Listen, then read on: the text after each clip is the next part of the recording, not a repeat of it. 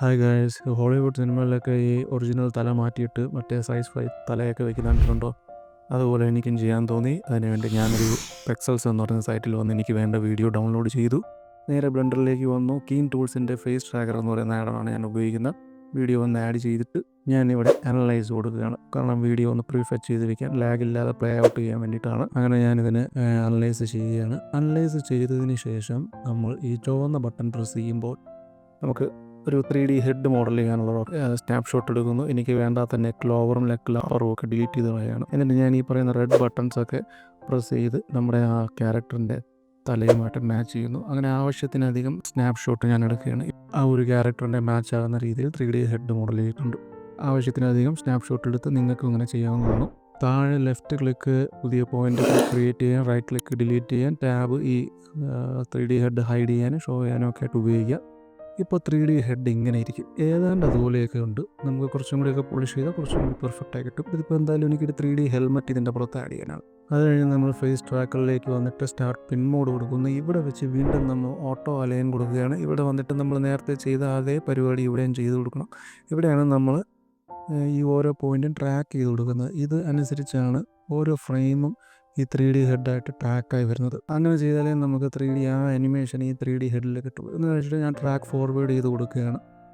അങ്ങനെ ഫോർവേഡ് ചെയ്യുക. So far so good. ഇനി എവിടെയെങ്കിലും എന്തെങ്കിലും പ്രശ്നം ഉണ്ടെങ്കിൽ പോസ് ചെയ്തതിന് ശേഷം, ഇപ്പോൾ ഞാൻ കാണിച്ചു തരാം. പോസ് ചെയ്തതിന് ശേഷം നമ്മൾ ആ ഭാഗം ഈ റെഡ് ബട്ടൺ പിടിച്ച് അലൈൻ ചെയ്ത് കൊടുക്കും. ഇപ്പോൾ ഈ തല ഇങ്ങോട്ട് താഴോട്ട് ഇറങ്ങി വന്നു. നമ്മുടെ ആ 3D തലയുമായിട്ട് പ്രൊപ്പോർഷൻ കറക്റ്റ് ആകത്തുണ്ടാകും. അപ്പോൾ നമ്മളിതിങ്ങനെ റിഫൈൻ ചെയ്ത് നമുക്ക് വേണ്ട രീതിയിലാക്കുക. ഇപ്പോൾ ഞാനിത് ചെയ്തതിന് ശേഷം റിഫൈൻ ചെയ്ത് കൊടുക്കണം. റിഫൈൻ ചെയ്തില്ലെങ്കിൽ അവിടെ വെച്ച് മാത്രം പെട്ടെന്നൊരു ജെർക്കിങ് ഉണ്ടാകും. അപ്പോൾ ഇത് ആദ്യത്തെ ഫ്രെയിം തൊട്ട് റിഫൈൻ ആയതിന് ശേഷം മാത്രമേ നമ്മളിനി വീണ്ടും ട്രാക്ക് ഫോർവേഡ് ചെയ്ത് കൊടുക്കാൻ പറ്റുള്ളൂ. അങ്ങനെ ഞാനിത് വീണ്ടും പോളിഷ് ചെയ്ത് നമുക്ക് വേണ്ട തരത്തിൽ ട്രാക്കിംഗ് സെറ്റ് ചെയ്തെടുക്കുകയാണ്. ഇതുപോലെ അലൈൻമെൻറ്റ് തെറ്റിയ ഭാഗത്തെല്ലാം കറക്റ്റ് ചെയ്യുമ്പോൾ ഇങ്ങനെ ഒരു വിഷ്വൽ, കണ്ണിൻ്റെ മൂവ്മെൻറ്റൊക്കെ കറക്റ്റായിട്ടുണ്ട്. അപ്പോൾ ഇതാണ് 3D മോഡ്. വേണമെങ്കിൽ ഇതിന് നമുക്കൊരു ടെക്സ്ചർ ആഡ് ചെയ്യാം. അതിന് ഈ ഒരു ഫേസ് വ്യൂ മാത്രമേ ഉള്ളൂ. അതുകൊണ്ട് പല ആംഗിളിൽ നിന്ന് ഞാനോരോ ഈ ഫ്രെയിം ആഡ് ചെയ്ത് കൊടുക്കുകയാണ്. അത്രയേ ഉള്ളൂ ഇവിടുത്തെ പണി. കാരണം ഇത് ഫേസ് വ്യൂ മാത്രമേ ഉള്ളൂ, ഫ്രണ്ട് ഫേസ് മാത്രമേ ഉള്ളൂ. അതുകൊണ്ട് വേറെ ഒന്നും ചെയ്യാനില്ല. നമുക്ക് അങ്ങനെ ചെയ്യുന്നത് കൊണ്ട് കുറച്ചൊരു വിഷ്വൽ ഐഡിയ കിട്ടും എന്തൊക്കെയാണ് നമുക്ക് ഈ ക്യാരക്ടറിൽ ചെയ്യാനുള്ളത്. നല്ലതൊരു ഫൈനൽ ഔട്ട്പുട്ട് ഇട്ട് ഉപയോഗിക്കാനൊന്നും കൊള്ളില്ല. ഇതായിട്ട് നമ്മൾ ക്രിയേറ്റീവ് ടെക്സ്ചർ കൊടുക്കുമ്പോൾ ടെക്സ്ചറിന് 3D ടെക്സ്ചർ ഇതുപോലെയൊക്കെ ഇരിക്കും. ട്രാക്ക് ആകുന്നുണ്ടോ? പ്രോപ്പറായിട്ട് ട്രാക്ക് ആകുന്നുണ്ട്.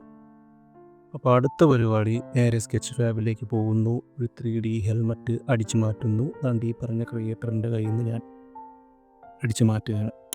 ഈ GITF എന്ന് പറയുന്ന ഫോർമാറ്റിൽ വേണം ഡൗൺലോഡ് ചെയ്യാൻ ശ്രദ്ധിക്കുക. അതാകുമ്പോൾ ജസ്റ്റ് ഡ്രാഗ് ആൻഡ് ഡ്രോപ്പ് ചെയ്താൽ മതി. FBX പോലെ എന്തെങ്കിലും ബുദ്ധിമുട്ടോ പിന്നീടുണ്ടാകില്ല. ഇത്രയേ ഉള്ളൂ.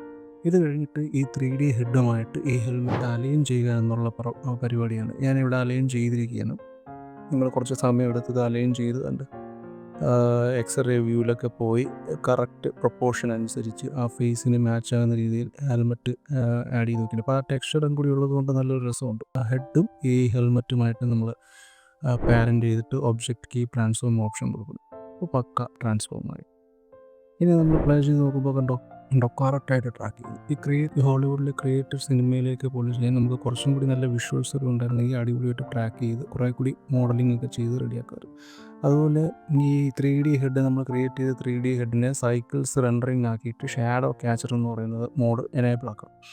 അങ്ങനെ എനേബിൾ ആക്കിയാൽ മാത്രമേ നമ്മുടെ ഈ 3D ഹെഡിൻ്റെ പുറത്ത് ഈ ഹെൽമെറ്റിൻ്റെ ഷാഡോ വരുള്ളൂ. എന്നാലൊരു റിയലിസം നമുക്ക് കിട്ടുള്ളൂ. അതിനനുസരിച്ചുള്ള ലൈറ്റ് സെറ്റ് ചെയ്യുമ്പോൾ നമുക്കത് കാണാൻ കഴിയും. അതിനാണ് ആ 3D ഹെഡ് നമ്മൾ ഉപയോഗിക്കുന്നത്. അല്ലാതെ അതുകൊണ്ട് വേറെ ഗുണമൊന്നുമില്ല.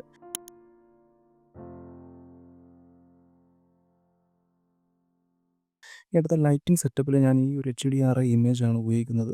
അത് കഴിഞ്ഞിട്ട് അതിൻ്റെ ഇൻറ്റൻസിറ്റി കാര്യങ്ങളൊക്കെ കൂട്ടണം. പിന്നെ മാത്രമല്ല ഈ സീനിൻ്റെ മുകളിൽ നിന്നാണ് ലൈറ്റ് വരുന്നത്. അപ്പോൾ ഈ HDRI ഇമേജിൻ്റെ മാത്രം കാര്യമില്ല. ഞാനൊരു സൺലൈറ്റും കൂടി ആഡ് ചെയ്ത് അത് പൊസിഷൻ ചെയ്ത് നേരെ അതിൻ്റെ മുകളിലേക്ക് കൊണ്ടുവയ്ക്കുകയാണ്.